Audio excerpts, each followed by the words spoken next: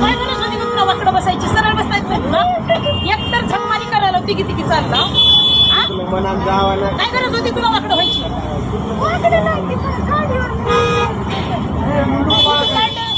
काढायला पाहिजे व्हिडिओ करून तुला दाखवायला पाहिजे होतं माझा आईस तू कशामुळे व्हायला मलाही 2 मुली आहेत कळलं ना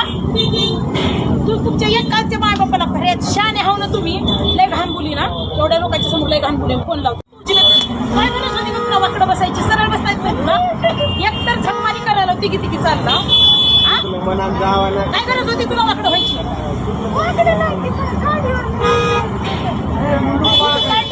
काढायला पाहिजे